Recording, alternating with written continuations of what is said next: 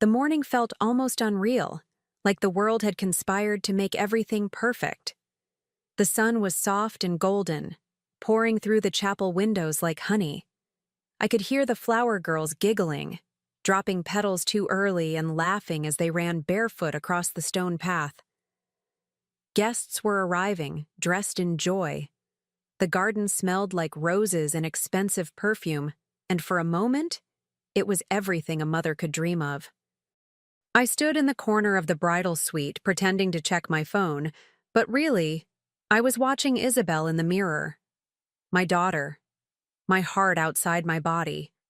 She looked breathtaking, elegant, glowing, so full of hope.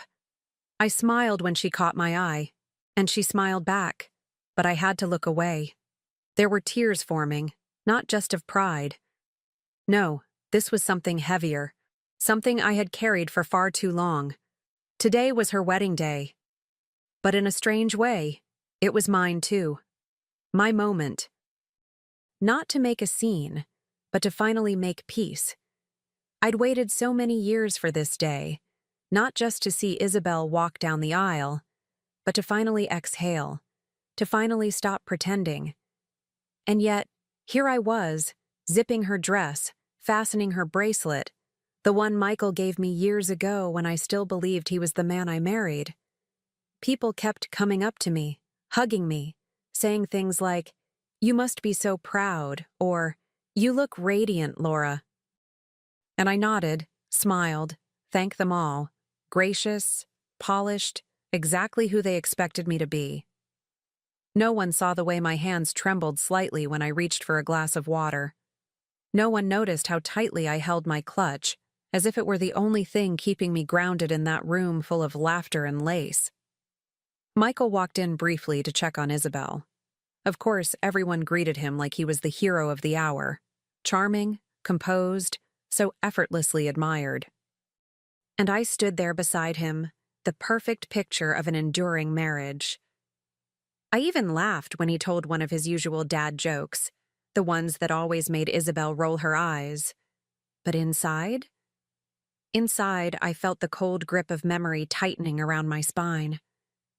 Because 20 years ago, I stood in front of a mirror too, swollen with pregnancy, heart cracked open, while Michael whispered apologies into a silence he'd created. He broke me then, and I never told anyone. I never ruined his image. I held it all in. For Isabel, for appearances. But watching her today, so beautiful, so unaware of the storm that shaped our lives, it reminded me exactly why I came here with more than just a smile. I kept glancing at the time, not because anything was running late, but because I could feel it coming. The shift. The moment I had been rehearsing in my head for years. And yet, I wasn't nervous. Oddly enough, I felt calm. There's a strange kind of peace in knowing your truth has waited long enough. It doesn't scream anymore. It just waits to be heard. And today, I had no intention of silencing it. Isabel turned to me just before the ceremony, eyes wide with excitement, hands trembling slightly as she held her bouquet. "Do I look okay, Mom?" she asked. And I nearly lost it, because she looked more than okay. She looked like everything I had ever fought for. I kissed her forehead and whispered, "You look like the best part of my life." And I meant it with every cell in my body. That moment will stay with me forever. As the music began and everyone stood for the bride, I stepped back and let the world focus on her. All eyes on Isabel. Just as they should be. But inside me, something had quietly shifted. Today wasn't just about love and promises. Not for me. It was about a different kind of vow. One I made long ago. One I never said out loud, but never took back either. It happened during the 3rd trimester. I remember because I had just painted the nursery walls a soft green, hoping it would calm the baby. I was waddling around with swollen ankles and a back that felt like it had given up on me. I should have been resting, but instead I was doing laundry when I found the first clue. A receipt, crumpled inside his jacket pocket from a hotel not far from his office. At first, I thought it must have been a business thing. I wanted to believe that. But then came the voicemail. Her voice, smooth, rehearsed, too comfortable with him. She called him babe. Thanked him for the necklace. I remember standing there in the kitchen, holding my belly with one hand and the phone with the other, feeling my whole world collapse in complete silence. That kind of betrayal? It doesn't come with screaming. It comes with stillness. Cold, sharp, paralyzing stillness. I never told anyone. Not my mother, not my sister, not my best friend. I buried it. I smiled through baby showers and family dinners. I let Michael hold my hand during labor. And the entire time, he thought I didn't know. But I did. I knew everything. I kept the emails, the letters, the photos she sent him. I even kept the voicemail, every detail. I held on to it like armor, like proof that I wasn't crazy, that I hadn't imagined the hollowness he left behind. When she left him, yes, she ended it, not him. Michael came crawling back like a man freshly baptized in guilt. He wept. He begged. He wrapped himself in shame like it could undo what he'd done. And I stood there, holding our newborn daughter in my arms. And I listened. I didn't scream. I didn't throw anything. I just looked at him and realized how little I truly knew the man I'd married. How little he deserved the family I built around him. He said it was a mistake, that it meant nothing, that it would never happen again. And maybe he believed that. Maybe he thought words could stitch up what he'd torn. I stayed. Not because I forgave him. I didn't. Not because I forgot. I never did. I stayed for Isabel. For the version of her childhood that didn't include custody arrangements and weekend visits. For the birthday parties, the school plays, the Christmas mornings. I gave her stability, even if it cost me my own. But in the back of my mind, I made a promise. A quiet, dangerous vow. That one day he would know what it felt like. To have something beautiful, something sacred, ruined by the very person who was supposed to protect it. I didn't know when, I didn't know how, but I knew it would come. Some truths don't die in silence. They wait. And mine had been waiting for 20 years. There were days when I almost convinced myself to let it go. Days when Michael would make Isabel laugh so hard she'd fall off the couch, or when he'd kiss me on the cheek before dinner like nothing had ever happened. And I'd think, maybe this is enough. Maybe I can live with the lie, as long as it keeps her world intact.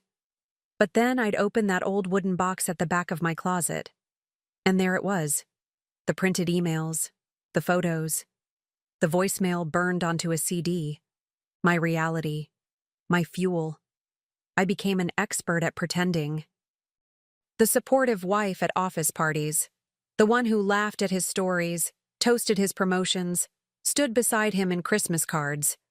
Everyone thought we were solid, strong, unshakable. What a cruel kind of talent. To perform love in front of an audience that had no idea they were watching a play. I perfected it. But the truth? It never left me. It lived beneath my ribs, quiet and constant, like a second heartbeat. And over the years, I watched Michael build his reputation. He became the man people admired, dependable, successful, the family man. I watched him accept praise for being a husband he never truly was. And each time I tucked away the anger, the ache, the betrayal, saving it. Not out of bitterness, out of purpose. Because I knew the day would come when the mask would fall, and I wouldn't have to lift a single finger to tear it off. I'd only have to open my mouth. Weddings have a way of pulling people into a dream. That day, I let myself drift with them, floating from table to table, kissing cheeks, clinking glasses, smiling for photos. Everyone kept saying how happy I looked, how radiant. And I suppose I was. But not for the reasons they thought. This wasn't just joy. It was release. It was the weight lifting, moment by moment, as I got closer to what I came here to do. I made sure Isabel's day stayed untouched. She deserved that. Every moment of it. The beauty, the magic, the love, all hers. I laughed with her bridesmaids, danced with my cousins, threw my head back during the toast to the couple. I didn't fake a single second. I meant it, because none of this was about revenge against her. I would never let the truth become her punishment. No, this was something else, something far more precise. Michael watched me a few times from across the room. I caught the way his eyes lingered, slightly puzzled, maybe even a little hopeful. He must have thought I'd finally let it go. All of it. That this was some unspoken truce, sealed with white wine and polite smiles. Poor man. He never could read me as well as he thought, and today, that would become painfully clear. As the evening wore on, the lights softened and the music slowed. People were settling into their seats again, waiting for the speeches. Isabel leaned her head on her new husband's shoulder, glowing in that effortless way only a bride can. I stood near the back of the room, hands folded calmly, my heart steady.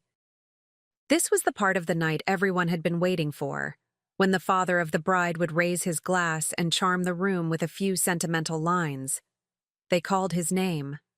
Michael stood up, straightening his jacket with that same practiced confidence he always wore like a second skin. I watched the corners of his mouth curl, his hand brushing Isabel's shoulder as he made his way to the mic. He didn't see me moving. Not at first.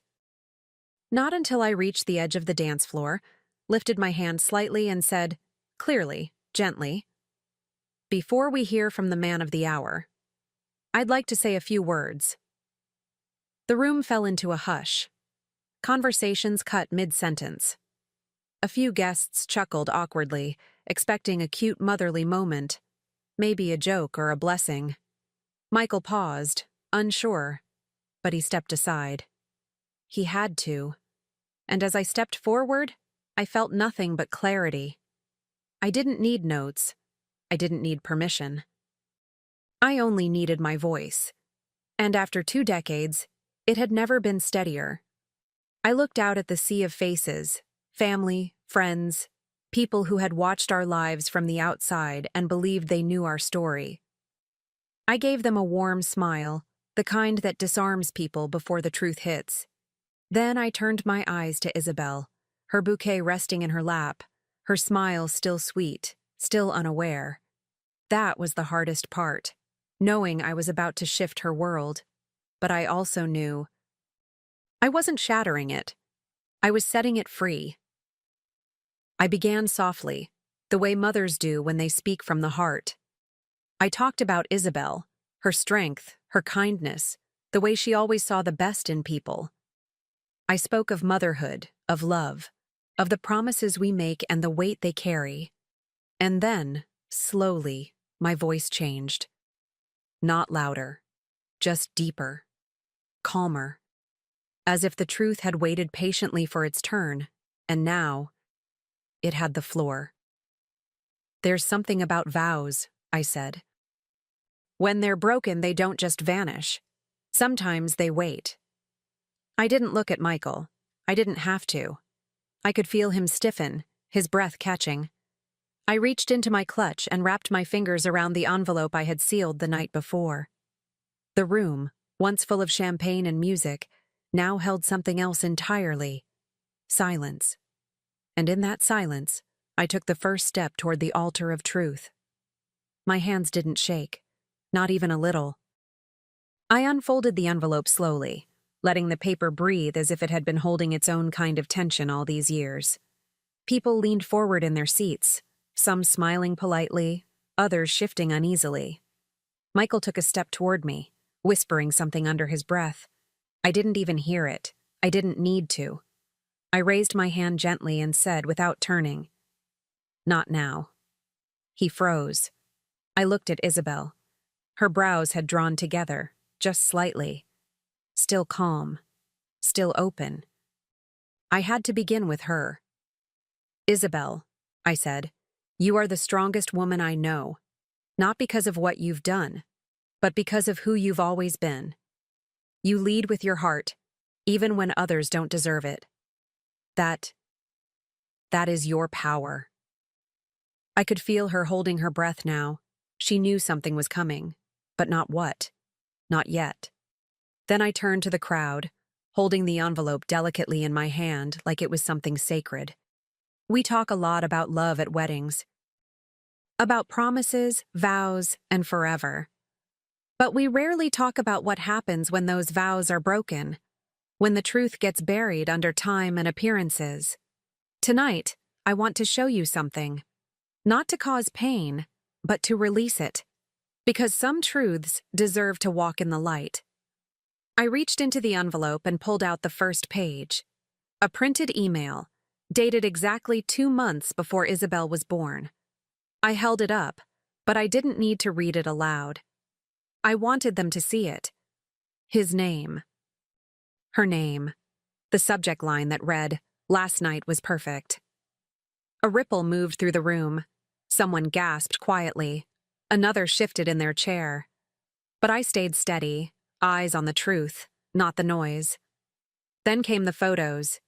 Just a few, carefully chosen. Smiling faces in hotel bars. A selfie in his office. The same one where he used to take conference calls while I napped, swollen and exhausted with our unborn child. I didn't wave them around or point fingers. I let the images speak, each one a quiet hammer tapping at the porcelain mask Michael had worn for decades. I could feel the weight of eyes shifting toward him. And still, I didn't look at him once. Michael stepped forward, his voice low, urgent. "Laura, don't do this." But I turned to him finally and met his eyes with something stronger than rage. It was peace. The kind that comes after years of carrying someone else's secret. I said it clearly, not loud, just enough for everyone to hear. "You gave me pain on the day our daughter was born. I give you truth on the day she becomes a wife." And then I stepped back. For a moment, no one moved. No one breathed. It was as if the entire room had been dipped in glass. Fragile, frozen, full of reflection. I looked at Isabel again. Her face had gone pale, her fingers curled around the edge of her chair. She wasn't crying, not yet. But her eyes were searching. Not for the truth. She had just received that. She was searching for her foundation, and realizing it wasn't what she thought. Michael stood frozen, somewhere between shame and panic. His hands clenched at his sides like a man trying to hold on to something that had already slipped through. I didn't flinch.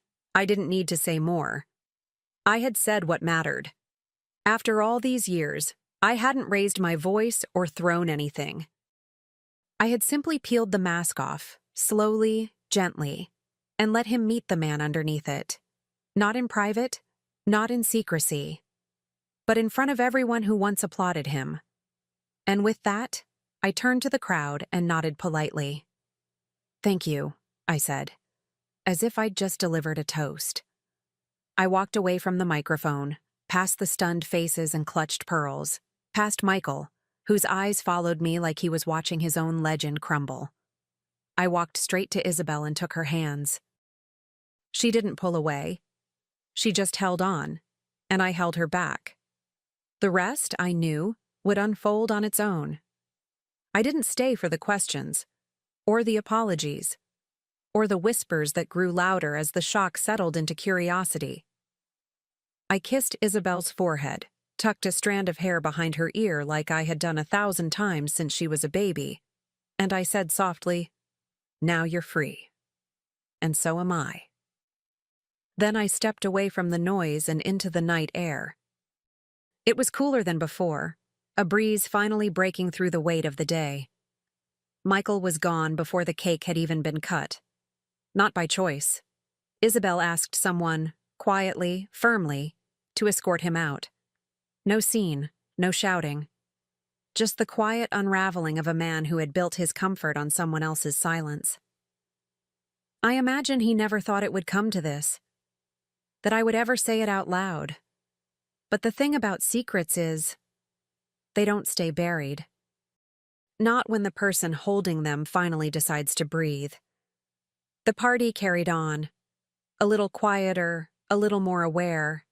Some people left early, others stayed and danced, trying to reclaim the night. I don't blame them. Life doesn't stop for the truth. It makes space for it. I watched Isabel from a distance once more. Her smile wasn't the same. It was smaller, tighter, but it was real. She knew now. She saw. And strangely, I think part of her felt relieved too, like a fog had lifted. In the days that followed, the story spread faster than I ever could have imagined. Some people called me brave. Others whispered that I was cruel. But no one, not one person, ignored it. That was never the goal anyway. I didn't do it for applause or revenge. I did it because silence was starting to rot me from the inside. And because the version of love we pretend into existence doesn't protect anyone, it only delays the fallout. Michael tried to explain himself, of course. Reached out to mutual friends, even made a post online about forgiveness and personal growth. It read like a man trying to outrun a shadow he'd finally seen in daylight. But words don't weigh the same when truth has already taken the stage. People listened, politely. Then they looked away. Because deep down they knew. The damage was never in the confession. It was in the years it was withheld. As for me, I didn't answer the calls. I didn't check the comments. I booked a train ticket. I packed light, just a small suitcase, a pair of worn sandals, and my passport. For the first time in years, I looked at myself in the mirror and saw someone becoming again. Not surviving, not pretending, just becoming. And that feeling, it was worth every second of the 20 years it took to get here. I traveled for weeks. No real plan, just a list of places I'd once circled in guidebooks and told myself I'd visit someday. I drank coffee by the sea in a quiet village where no one knew my name.